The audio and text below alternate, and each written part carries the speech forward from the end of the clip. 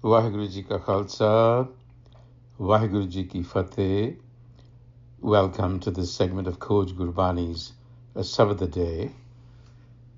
Today, we will sit with the fourth Nanak, Guru Ram Das, and open our minds and hearts to his instructional message, which is clear, inviting us into some self-examination. Here's the opening verse, and it begins with a diagnosis. Har Har Karey Nit kapat kamaveh, hirda suddh na hoi. An din karm kare bahut tere, supne sukh na hoi. So Har Har Karey, they utter Har Har daily, kapat kamave, but earn deceit, falsity, fraudulence. Hirda suddh na hoye, the heart never becomes pure. In other words, by simply doing Har Har, the heart is not going to become pure. An din karm kare hain bahut tere. Day after day, an din, they perform many rituals. Karam here refers to rituals. Supne sukh na hoi. Not even in their dreams is there peace. Now, before we try to make sense of this verse, ponder on who is this about, because the verse doesn't tell you. It simply says they utter Har Har because it is indicated by Kareh, which occurs in each line. It ends with that vowel to ha, that sound, Kareh. This in Gurbani can be read as a third person plural, they do. It can also be read as a single second person singular, you do.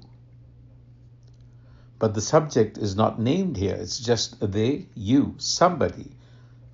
So what we can infer from this is that underneath they utter Har Har, Har Har Karey, the grammar is quietly whispering to us, you utter Hari, Har Har. The door is open and it opens towards us. So the second thing to notice is that Kareh, the verb, is placed alongside another verb, kamaveh. They utter Har Har, they do it, they say it, but what they earn, what they accumulate is nothing more than duplicity, kapat. So think about it in the context of our own lives, in the sort of economies and societies that we live in, where everything is a commodity and monetizable, where even Har Har has become public content, because we are constantly broadcasting our Har Har to the world. But the actual model here is subtle manipulations. The name is spoken, deception is earned. The real question that Guru Ram Das raises, he cuts to the heart of the matter, is at the end of the day, what did you actually take home?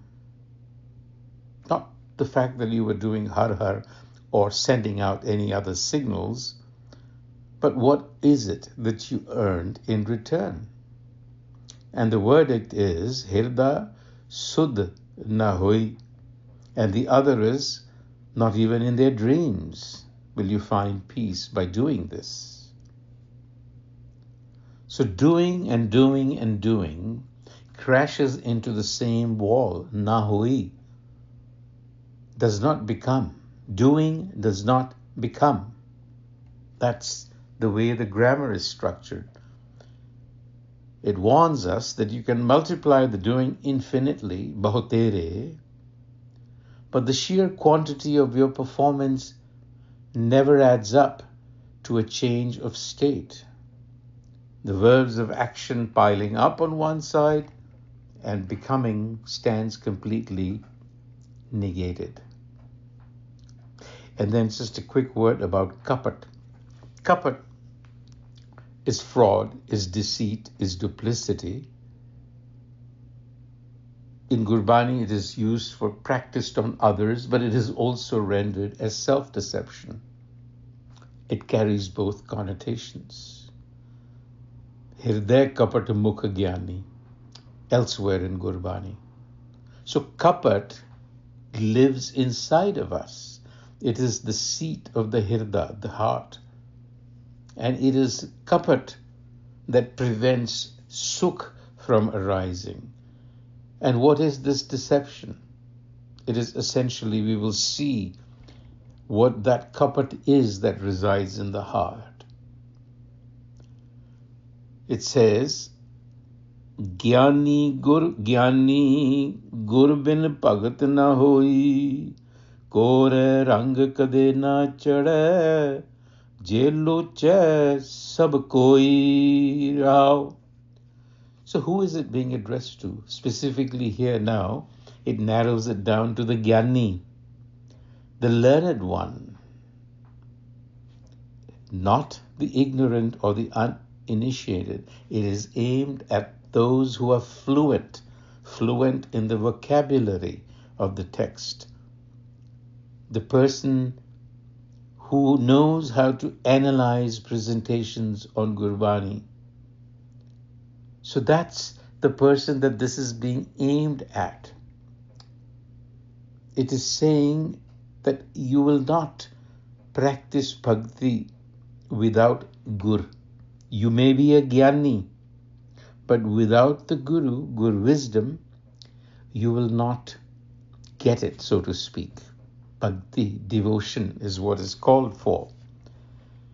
Kore rang kade na chade.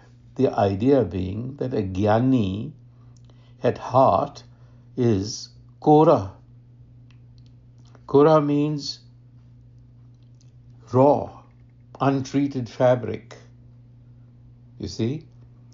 And the rag in which this sabad is, Suhi, is actually the vibrant deep red of a Majid, the permanent color of spiritual absorption.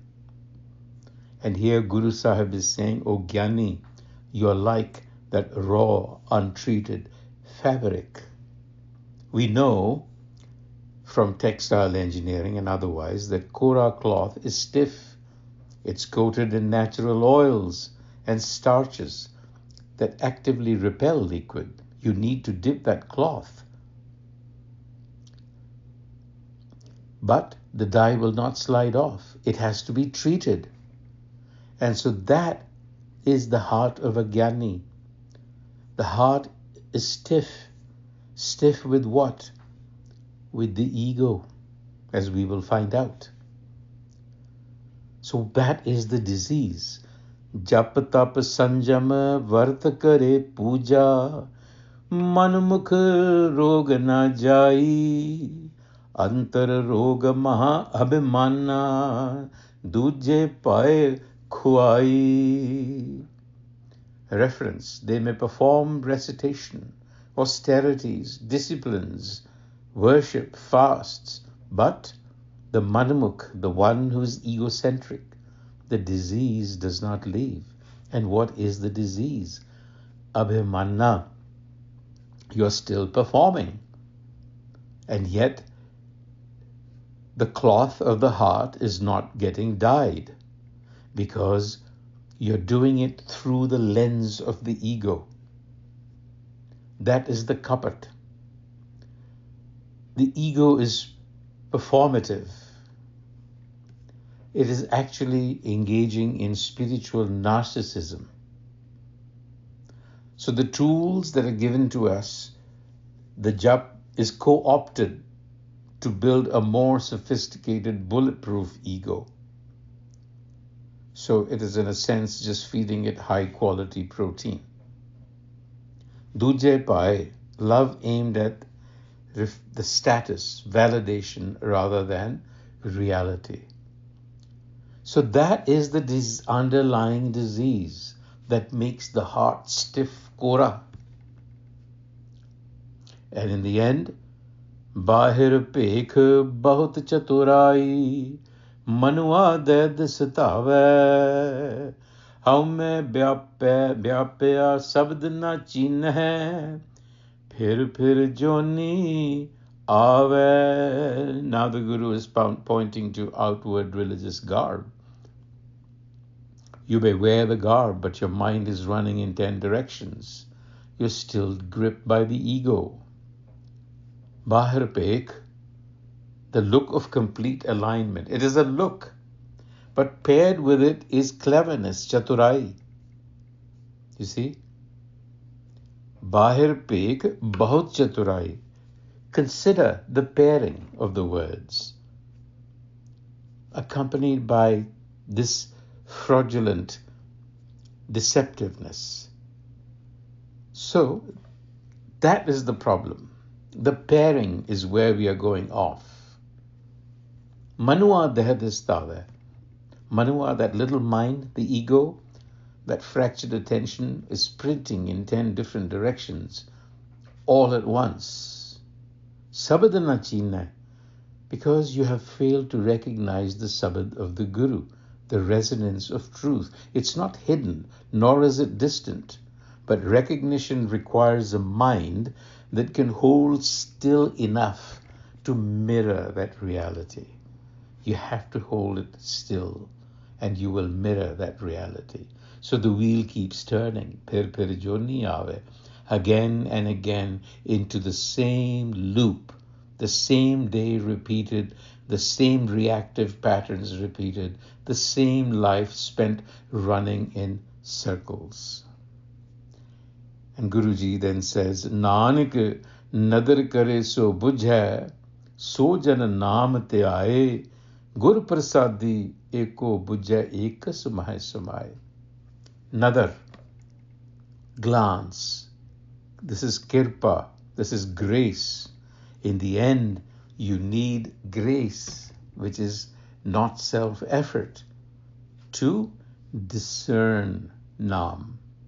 And that comes through the Guru. Guru Prasadi Eko Bujha. You see, ego identity is the disease. Then the ego cannot be the physician. Because if the ego remains the physician, what is it going to do? It's only going to write more prescriptions for the ego to chase. The loop cannot be broken from inside the loop. Something has to give from inside. And that give is passive. The ego has to turn. Ulte bhai. It has to turn from being aggressive to being totally passive, to becoming a mirror. You see? It has to dissolve. And that's when it happens.